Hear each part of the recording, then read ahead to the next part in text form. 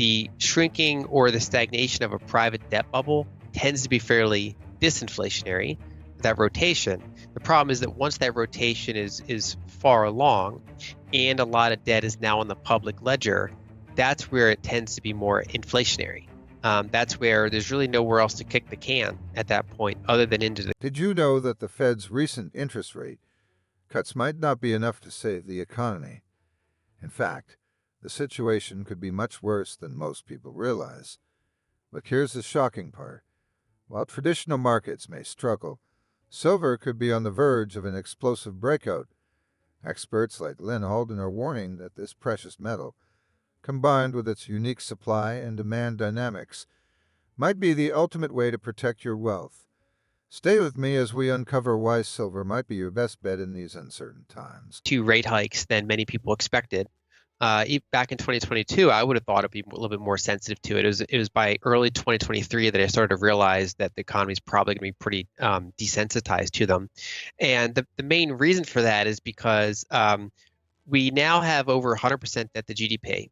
And deficits are larger, like fiscal deficits are larger than bank loan creation in a given year. So we've kind of moved from kind of credit creation more toward fiscal dominance type of situation.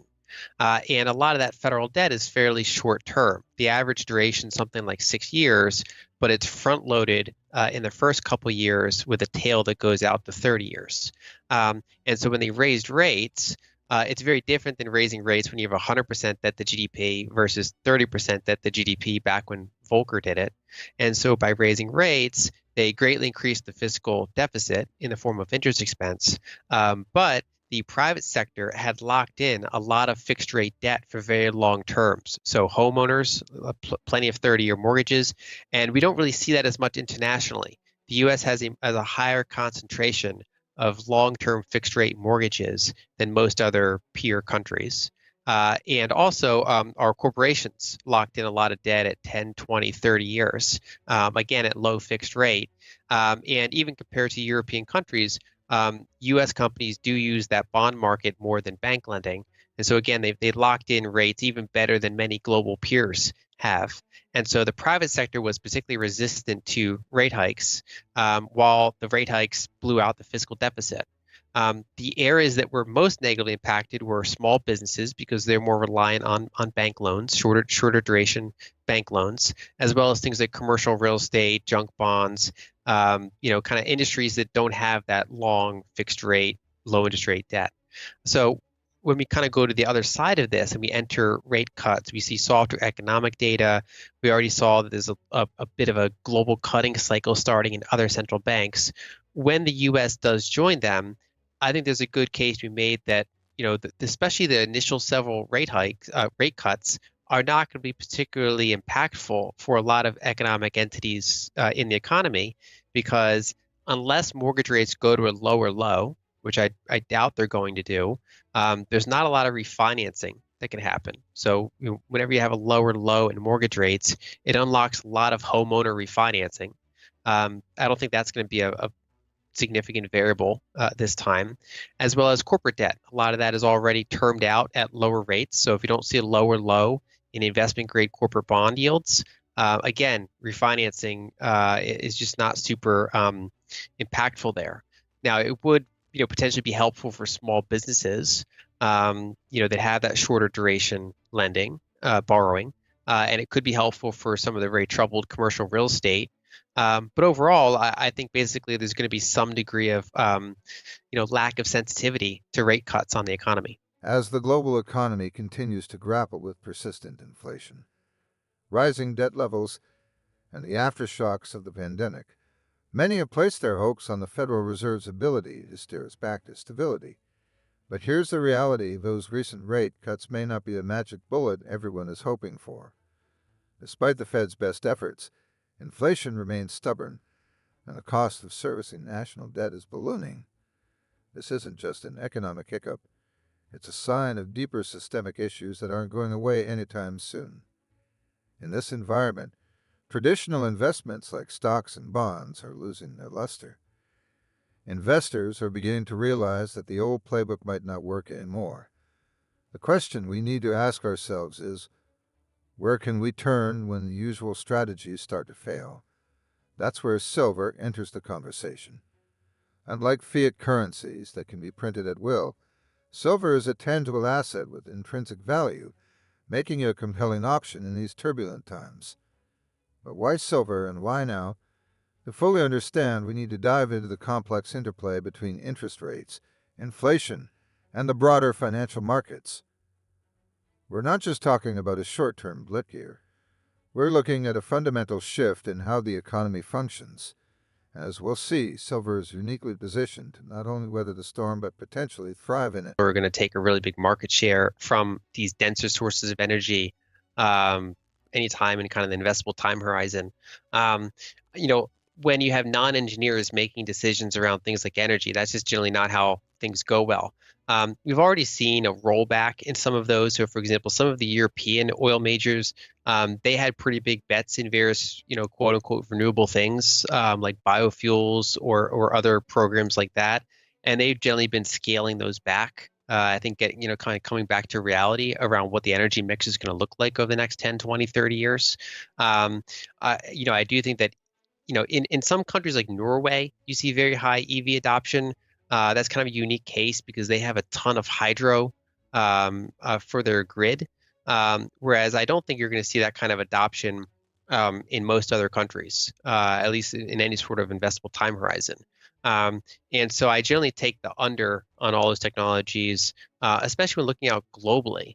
And so, even around the margins, if say a Germany or a US replaces some of their, say, coal usage with, say, solar cells or something, there's still tons of growing developing countries, like you mentioned China, but there's India, there's others, and they still use a much lower per capita amount of energy compared to what we use in the developed world, and that's kind of up and to the right long term.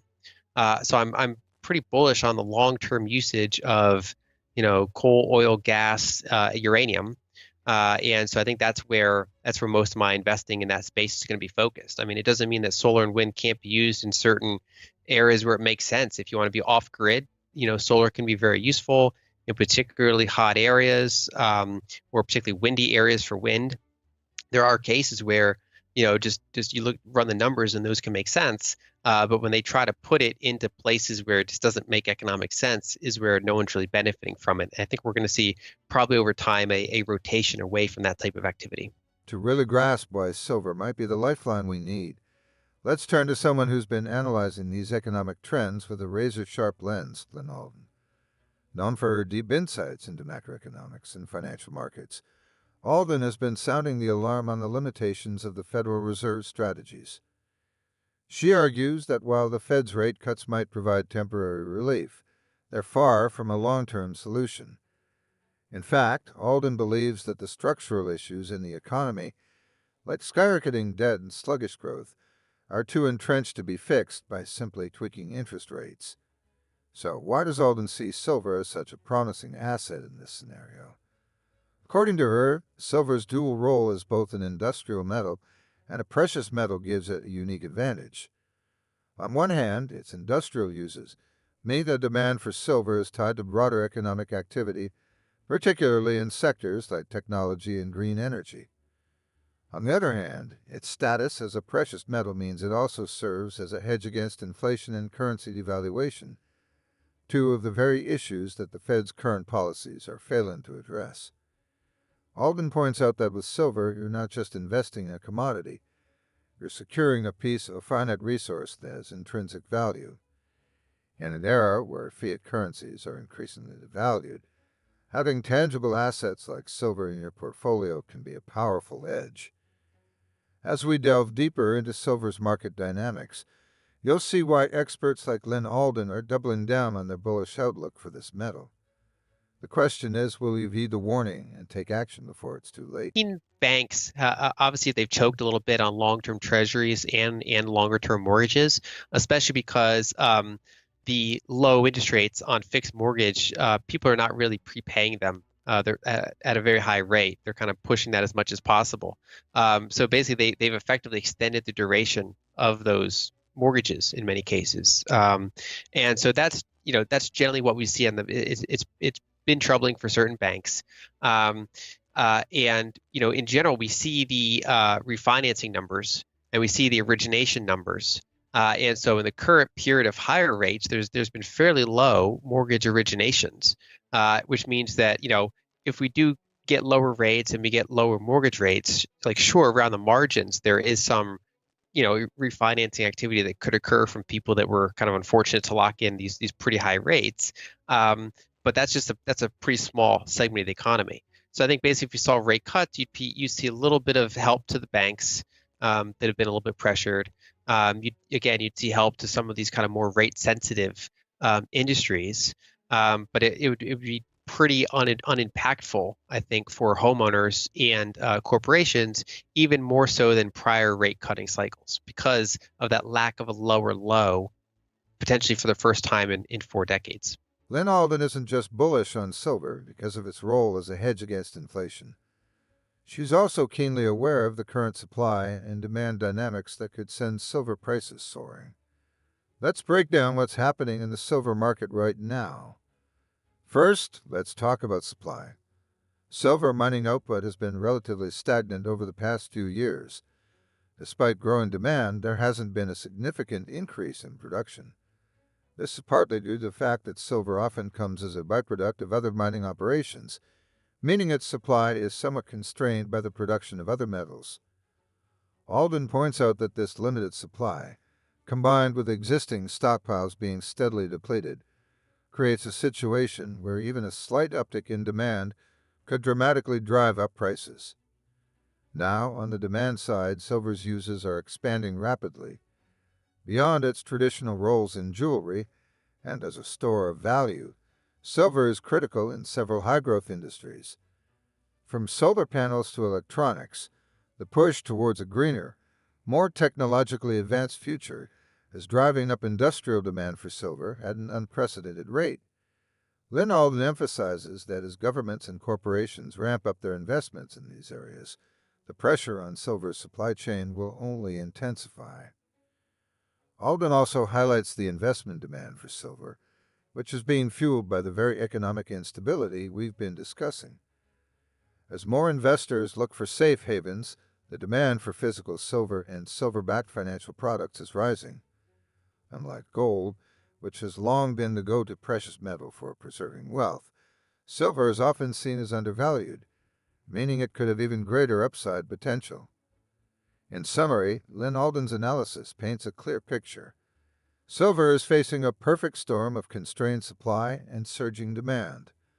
This imbalance sets the stage for a potential price explosion, making now a critical time to consider silver as part of your investment strategy. That's probably a risk. So far in the housing industry, we've seen that most houses outside of very cyclical markets, their house prices have stayed elevated, but that turnover has decreased a lot.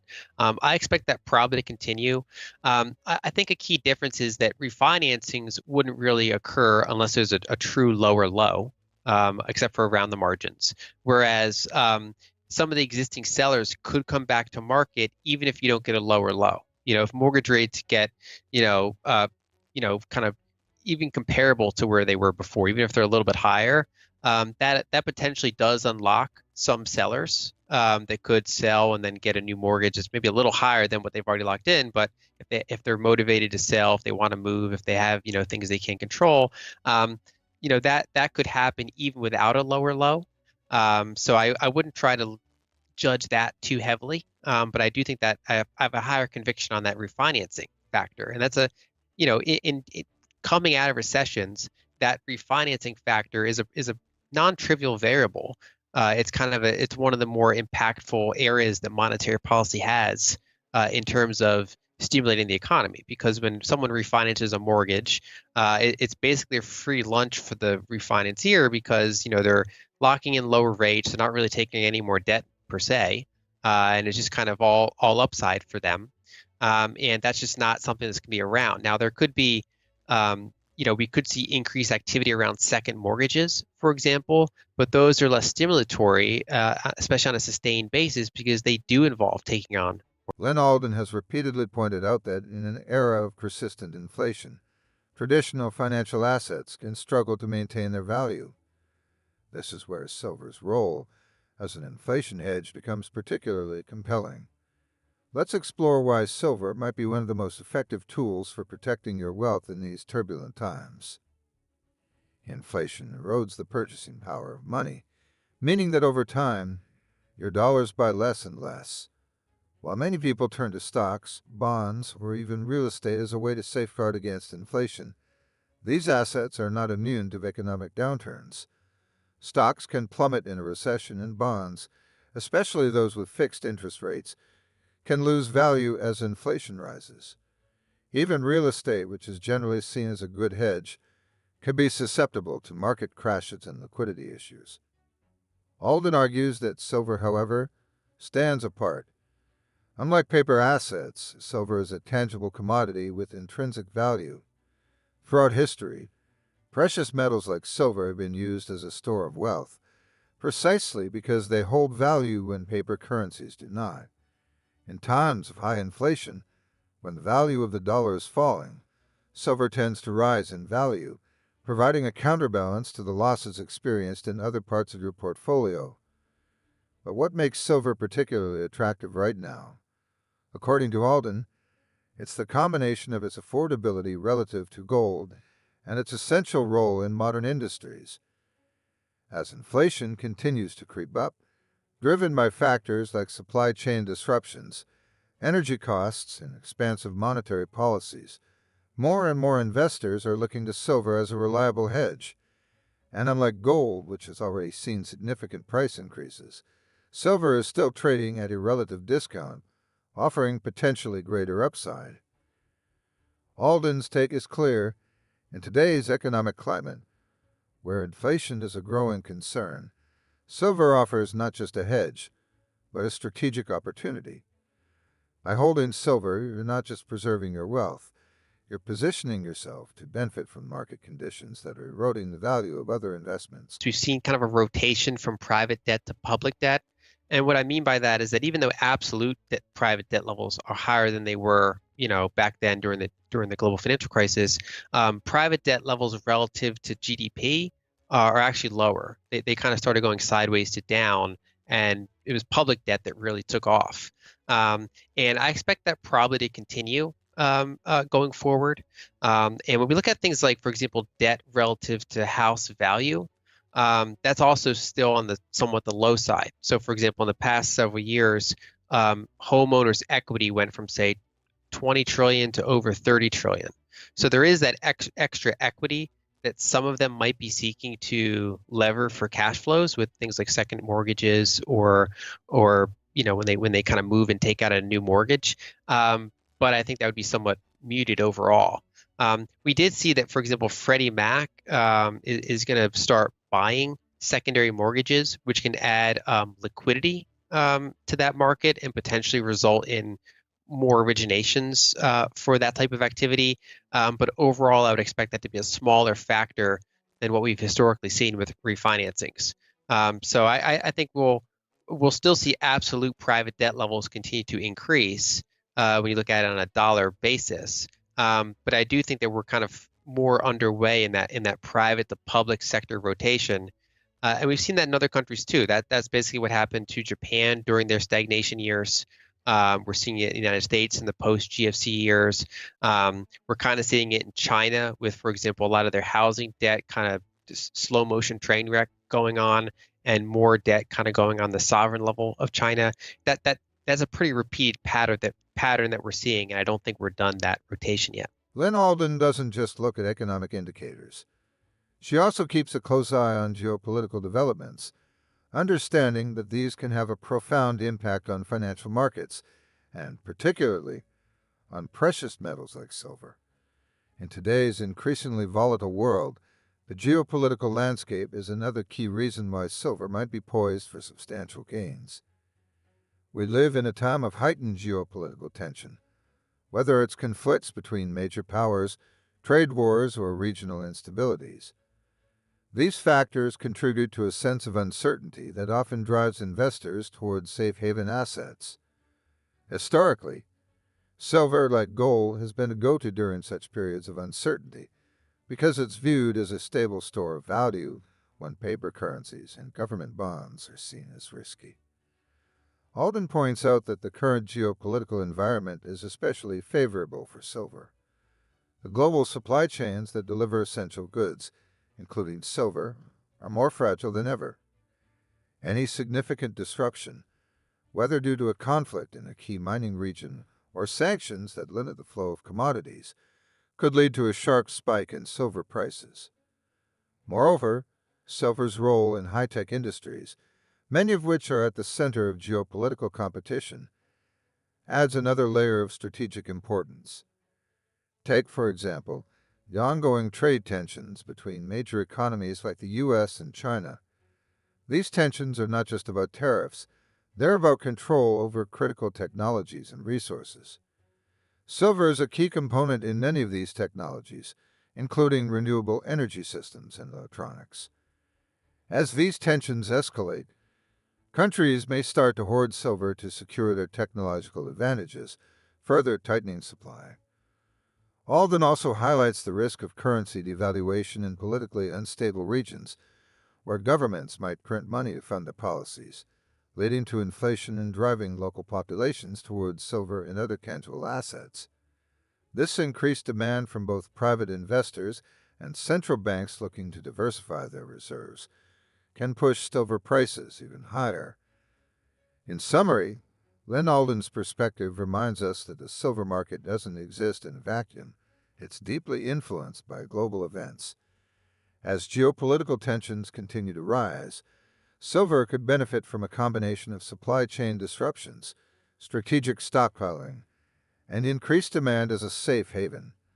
This makes silver not just a financial hedge, but also a geopolitical one, securing your wealth against the uncertainties of a rapidly changing world. I agree with that. I think the way I'd probably phrase it is that it starts to become inflationary once that public debt is pretty high, because that's where you get a situation of fiscal dominance where rate hikes increase the deficit greatly.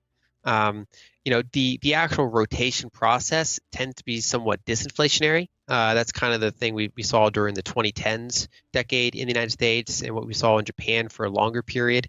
And that's because when people look at Japan, for example, they say, look at all these deficits, look at the public debt, look at the central bank balance sheet. Why isn't that more inflationary? And the reason is that Japan actually had the slowest broad money supply growth in the world during the past 20 years. And the reason for that is because while all of that was happening on the public side, the private sector was deleveraging. And so when that deleveraging happens, it actually just destroys broad money, which is being offset by the fact that all that other stuff on the public side is increasing it. So if for example, you have 5% a year monetized fiscal deficits and you have minus 2% a year kind of overall private debt load, then you end up with something like 3% broad money supply growth, which is what Japan saw, which is not particularly inflationary. So that rotation, that the shrinking or the stagnation of a private debt bubble tends to be fairly disinflationary, that rotation. The problem is that once that rotation is far along and a lot of debt is now on the public ledger, that's where it tends to be more inflationary. That's where there's really nowhere else to kick the can at that point other than into the currency. And rate hikes become a less effective tool at dealing with inflation because, as I mentioned before, when you have 100% debt to GDP, a rate hike increases the deficit by a bigger amount than it slows down private sector bank lending. And so rate hikes are not necessarily anti-inflationary anymore. And so, yeah, basically once that public side, the public debt does get pretty big and most of the private sector rotation is finished, that does tend to be more on average inflationary environment, especially when you have other factors, structural trade deficit or oil prices being fairly high. There's other factors that play a role as well, but certainly high public debts and high interest expense factors. Central banks around the world play a pivotal role in shaping the financial landscape, and their actions have a direct impact on the prices of precious metals, including silver. Over the past few years, we've seen a significant shift in central bank policies, especially in response to the economic challenges posed by the pandemic and rising inflation. These changes are another crucial factor that could drive silver prices higher in the near future. Let's start with the basics. Central banks hold significant reserves of gold and, to a lesser extent, silver as part of their strategy to stabilize their currencies and protect against economic shocks. Recently, there's been a notable increase in central bank buying of precious metals. This isn't just about diversifying their reserves. It's a response to the growing instability of fiat currencies, particularly in the face of unprecedented monetary easing and low interest rates. One of the key reasons central banks are drawn to precious metals is their historical role as a hedge against inflation and currency devaluation. As central banks, particularly in emerging markets, face pressures from rising inflation and weakening currencies, they are increasingly turning to assets like silver that can maintain value when their own currencies cannot. This trend is not just limited to smaller economies. Even major central banks are quietly increasing their gold and silver reserves. Lynn Alden has pointed out that this shift in central bank behavior is a clear signal that they are preparing for a period of prolonged financial instability. When central banks start stockpiling silver, it sends a powerful message to the market. They see potential risks ahead that could undermine the stability of traditional financial assets. Moreover, as central banks continue their policies of quantitative easing, essentially printing more money to support their economies, there's a growing concern about the long-term value of fiat currencies. This is where silver comes in. As a finite resource with intrinsic value, silver becomes an attractive alternative to paper money, particularly when central banks are actively devaluing their own currencies. In summary, the actions of central banks are creating a favorable environment for silver. As they accumulate more precious metals and continue to engage in policies that weaken fiat currencies, the demand for silver is likely to increase. This not only supports the price of silver, but also underscores its role as a critical asset in protecting against economic instability. As we move forward, keep an eye on how central banks' policies evolve, as they could be a major driver of silver's future performance. Japan, they've got obviously major disadvantages and a couple advantages. So their disadvantages are well known, which is the highest public debt to GDP ratio in the world, and shrinking demographics. The thing that has been in their favor is that they had decades of trade surpluses and current account surpluses by basically producing more than they're consuming.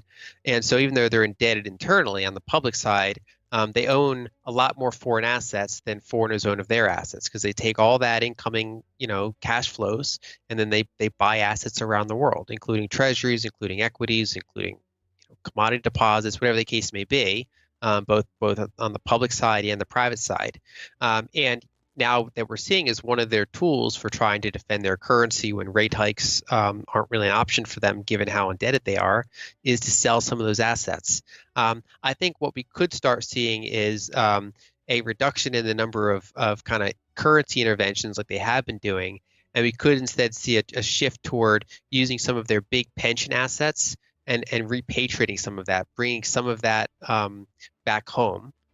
So instead of owning as many U.S. assets or European assets, you could see around the margins at least, you could see tens or potentially hundreds of billions of dollars worth of Japanese capital come back to Japanese companies, which all else being equal would be one of the ways that they can defend their currency, but it wouldn't be particularly great for asset prices in these other countries. So I do think that we are kind of seeing more of a slowdown and even potential reversal of the carry trade and of Japan taking in, so much cash flows and then investing it around. Market sentiment plays a critical role in driving the prices of assets, and silver is no exception.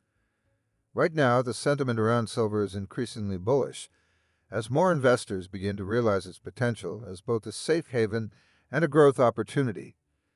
But what exactly is fueling this positive outlook, and why should it matter to you?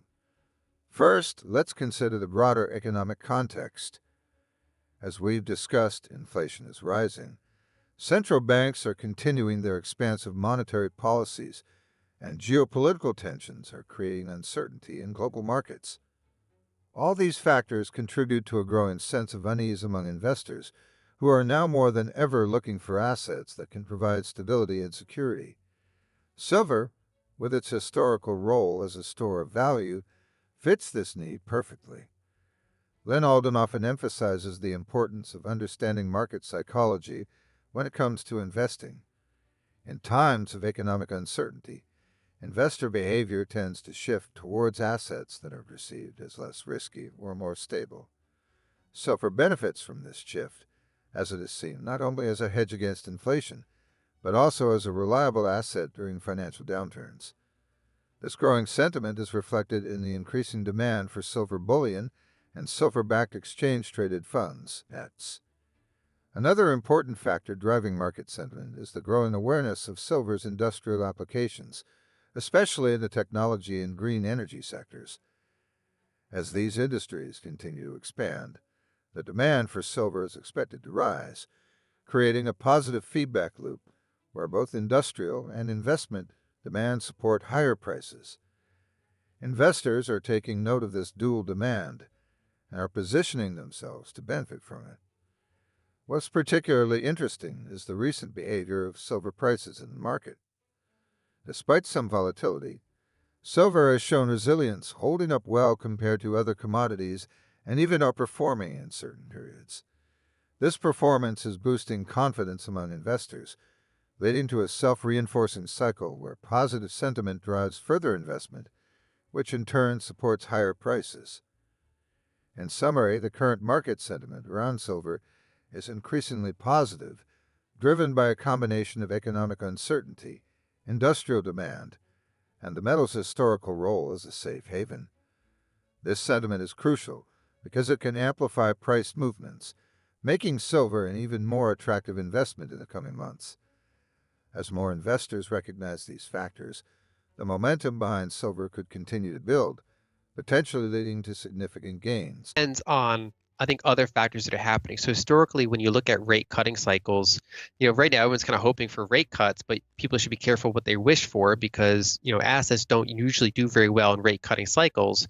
And that's largely because the reason they're cutting rates is usually not good for equities and risk assets in general. That could be a little different coming off of like an inflation period, but overall, it's not been a great track record. Given the fiscal dominant situation in the U.S. and given the fact that the U.S. is unlikely to be very domestically stimulated by moderate rate cuts, we can look around and see, well, what would be stimulated by rate cuts? So one, as I mentioned before, is anything in the U.S. that does have fairly short-term debt could get a boost from rate cuts. But then also things like emerging markets, they have dollar-denominated debt. They struggle when the Fed is trying to be very tight and raising rates and all that. And they would benefit pretty rapidly from U.S. interest rates going down and kind of easing some of their debt burden in a way. So I think that emerging markets are a factor. And if you do get easing in emerging markets, that can be good for energy consumption. Which can be good for energy prices.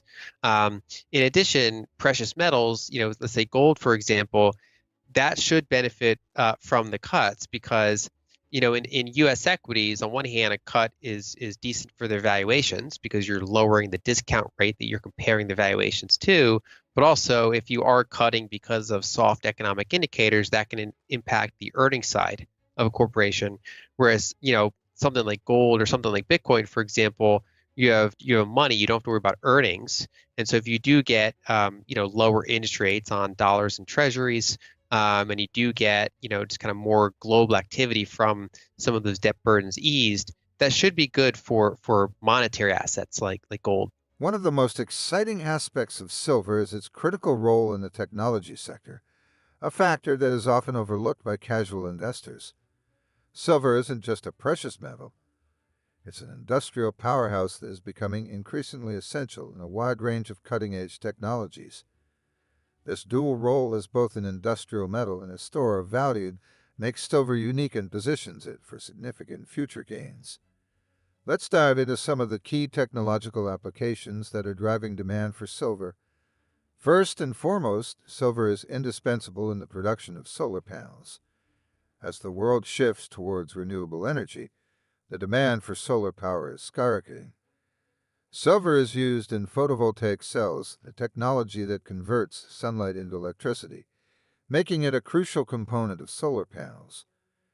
With governments around the world pushing for greener energy solutions, the demand for silver in this sector alone is expected to grow substantially in the coming years. But solar energy is just the beginning. Silver also plays a vital role in electronics. It's highly conductive, which makes it ideal for use in a wide range of electronic devices, from smartphones to electric vehicles.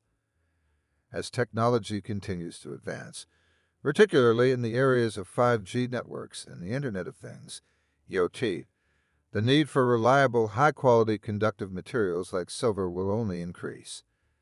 Len Alden highlights that this growing industrial demand is a game changer for silver, setting it apart from other precious metals like gold, which are primarily used for investment purposes.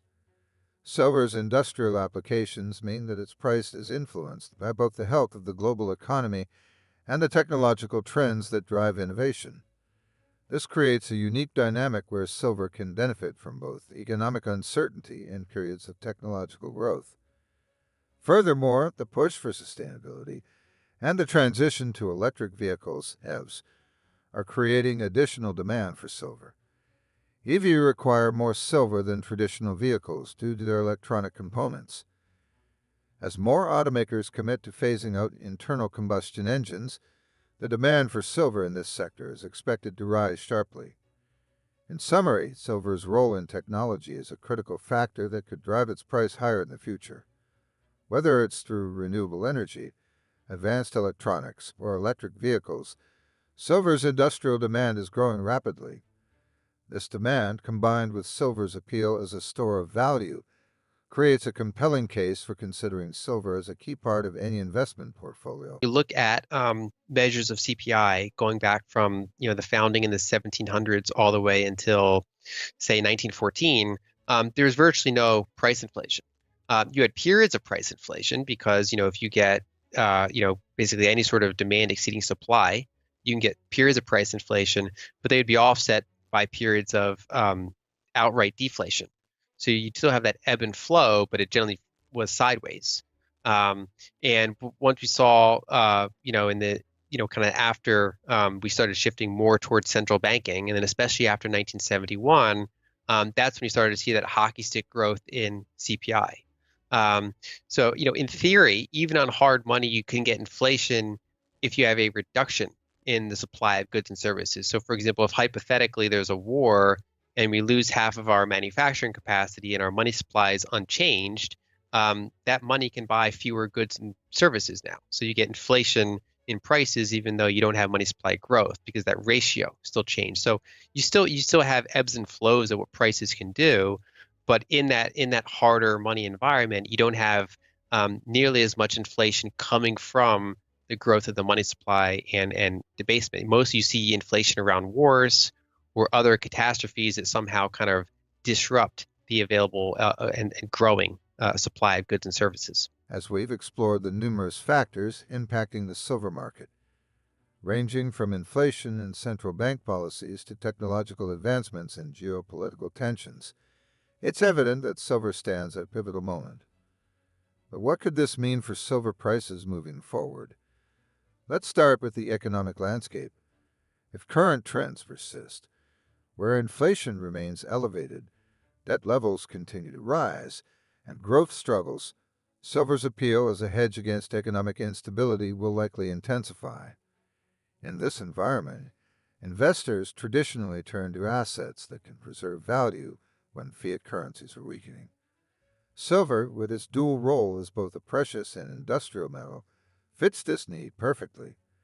Len Alden has pointed out that in such scenarios, where inflation remains unchecked, silver could see significant price increases as more investors seek refuge in tangible assets. On the other hand, the technological and green energy sectors are driving a different kind of demand for silver. As countries and corporations accelerate their shift towards renewable energy and advanced technologies, the industrial use of silver is expected to grow substantially. Silver is critical in the manufacturing of solar panels, electronics, and electric vehicles. This growing demand, even without a major economic crisis, could provide a steady upward pressure on silver prices. Alden notes that this could lead to a sustained and robust bull market for silver, driven by its essential role in these high-growth industries. However, it's also worth considering what might happen if the global economy experiences a stronger than expected recovery. In such a scenario, traditional investments like stocks and bonds might regain their appeal, potentially diverting some attention away from silver as a safe haven. Yet, even in this optimistic outlook, the industrial demand for silver, especially from the technology and green energy sectors, would likely continue to support higher prices, though perhaps at a more moderate pace. Then there is the ever-present possibility of a major geopolitical crisis, an event that could disrupt markets and trigger a flight to safety. Whether it's a conflict between major powers, disruptions in global trade, or crises in key silver-producing regions, such events could lead to sharp spikes in silver prices. The combination of heightened demand for safety and potential supply constraints would likely cause rapid and significant price movements, making silver both volatile and potentially very profitable. In essence, silver is positioned to perform well across a range of possible futures. Whether driven by inflation, industrial demand, or geopolitical uncertainty, the factors at play suggest that silver has the potential to see substantial gains. As Len Alden and other market experts have highlighted, now could be an opportune time to consider adding silver to your investment portfolio, capitalizing on these diverse and impactful forces. I've been emphasizing the 1940s even more. When people think of inflation, they often think of the 70s, but in some ways the 40s are a better comparison because in the 70s, most of the money creation was from bank lending. Homeowners, baby boomers were entering their home buying years, and so there was a higher period of credit formation combined with, U.S. going off the gold standard, a spike in oil prices. So you had both money supply growth and you had supply side disruptions.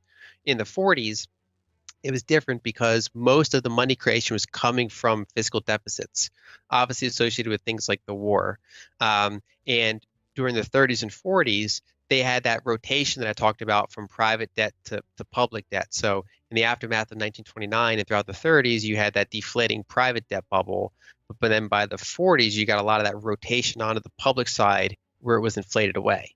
And so in many cases, the 2010s were a lot like the 1930s of kind of, recovering from a banking crisis, gradually deleveraging a private debt bubble and rotating it toward the public side.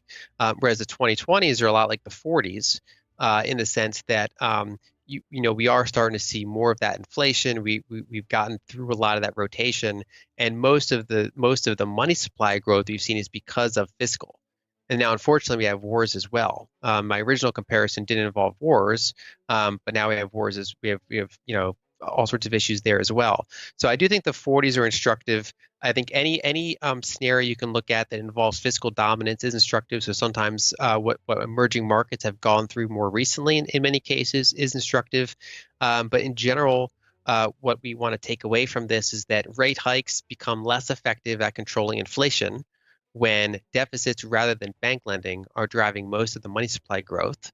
And generally speaking, hard assets are a big component of where you want to be when kind of trying to protect yourself from those ongoing problems, because I don't think they're going away anytime soon in the U.S. And other developed markets. Given the various scenarios we've discussed, you might be wondering how to best position yourself to benefit from silver's potential. Investing in silver isn't just about buying a commodity. It's about understanding the different ways you can leverage this precious metal to enhance your portfolio's resilience and growth potential. First, let's talk about physical silver. Owning physical silver, whether in the form of bullion bars, coins, or even jewelry, provides the most direct exposure to the metal. This form of investment is tangible, offering a sense of security in times of economic uncertainty. Physical silver is particularly appealing if you're concerned about the stability of financial systems or the potential devaluation of fiat currencies. By holding silver in its physical form, you maintain complete control over your investment, free from the risks associated with digital assets or market intermediaries. However, storing and securing physical silver can be challenging and might not be the most practical option for everyone. This is where silver-backed financial products come into play. Exchange-traded funds, ETFs that are backed by physical silver, provide an easier way to gain exposure to silver's price movements without the need to handle the metal itself. These ETF track the price of silver and can be traded just like stocks, offering liquidity and convenience.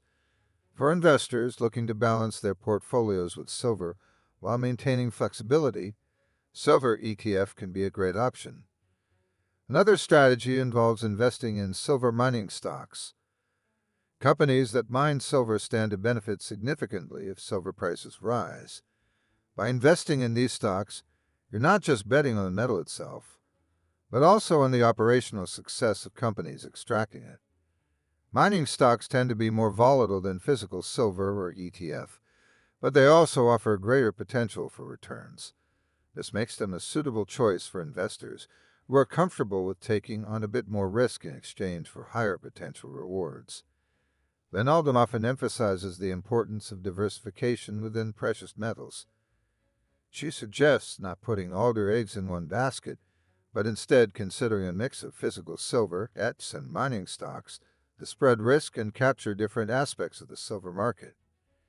This diversified approach allows you to benefit from silver's potential in various ways, whether through steady price appreciation, the convenience of trading, or the high risk-reward profile of mining investments.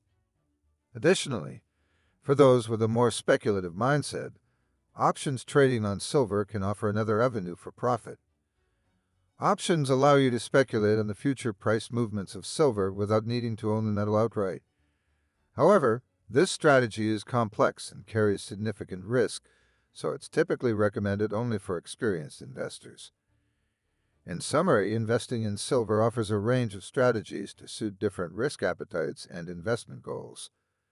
Whether you're interested in the security of physical silver, the flexibility of ETF, the potential upside of mining stocks, or even the speculative nature of options trading, there's a way to incorporate silver into your portfolio that aligns with your objectives.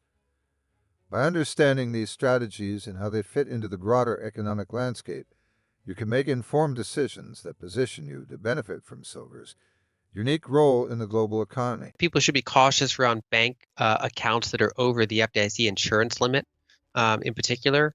And for people that want larger amounts of cash equivalents, that's where things like T-bills or money market funds that hold things like T-bills can be safer than a bank account.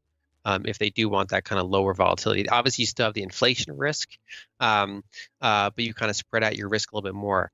I have been less bearish than many on the banking system in the kind of after the impact of Silicon Valley Bank, because we are starting to see a top in interest rates. A lot of those really problem areas I think were already worked out. That what made that banking crisis unique was it wasn't due to credit risk. It wasn't like loans are being defaulted on. What was unique about it was duration risk. And so that was kind of a new thing for a lot of banks to deal with.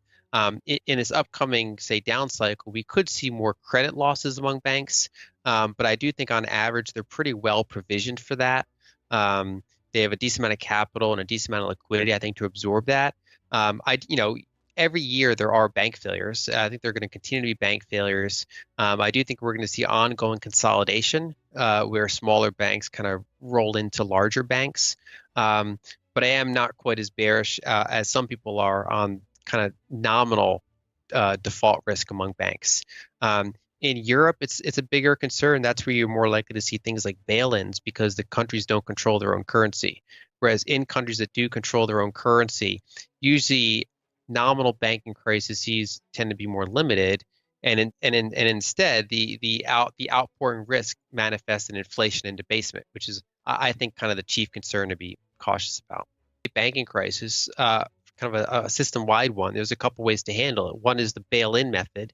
That's the more deflationary method. That's the more nominal default method, which is to say people's bank accounts take a haircut, and instead they kind of get replaced by a little bit of bank equity, which is now devalued.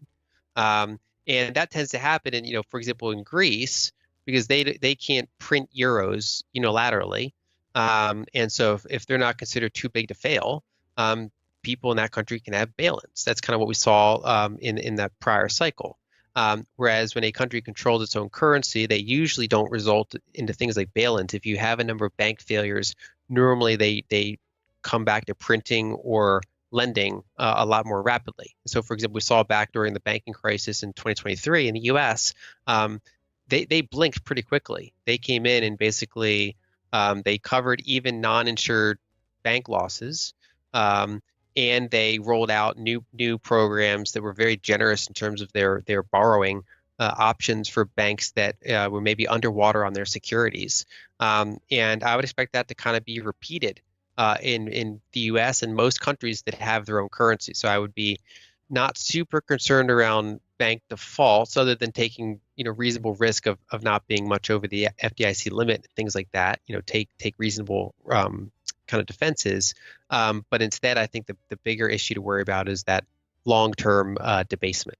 After exploring all these factors, the economic instability, rising inflation, central bank policies, geopolitical risks, and the growing technological demand, it's clear that silver is more than just another investment. It's a strategic asset that has the potential to protect and grow your wealth in an increasingly uncertain world. Len Alden and other experts have made a compelling case that traditional financial systems are facing unprecedented challenges, and silver is uniquely positioned to benefit from these shifts. Whether it's the persistent inflation that erodes the value of fiat currencies, or the expanding demand for silver in industries like green energy and technology, all signs point to silver as a key player in the future of wealth preservation. But the most important takeaway is this: the time to act is now. The market conditions we've discussed aren't going to last forever, and the window of opportunity to position yourself in silver could close as quickly as it opens. By adding silver to your portfolio today, you're not just hedging against potential risks, you're actively investing in a metal that has both historical value and modern utility. So, what's your next move? Will you continue relying on traditional assets that may falter in this new economic landscape? Or will you seize the opportunity to invest in silver? It's a decision that could define your financial future. As you consider your options, remember to diversify your approach. Whether through physical silver, ETFs, or mining stocks, there are multiple ways to gain exposure to this precious metal. And as always, do due diligence and consider consulting with a financial advisor to ensure that your investments align with your broader financial goals. Before we wrap up, I want to remind you to subscribe to our channel if you haven't already. By subscribing, you'll stay informed about the latest trends and strategies in the financial markets, ensuring that you're always one step ahead.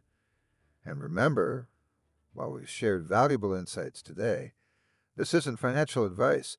It's about equipping you with the knowledge to make informed decisions. In the end, silver's potential isn't just about what it can do for your portfolio today. It's about what it can offer in the uncertain days ahead. Don't wait for the storm to hit. Prepare it now, and let silver be your anchor in turbulent times. What stocks and bonds have in common is that they prefer disinflation. So stocks want disinflationary growth, and bonds generally do better from kind of disinflationary recessions and things like that. But they both get disrupted by stagflation or inflation, basically higher input costs.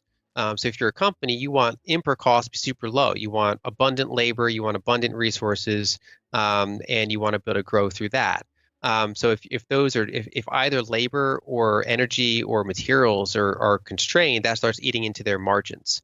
And so a problem with the 60/40 portfolio is it does not historically do very well in those inflationary decades. So the 1910s, 1940s, 1970s, and 2000s. A pure stock and bond portfolio has historically not been great, especially in real terms. And so adding that third leg, which is basically things that do well in those more stagflationary or inflationary environments.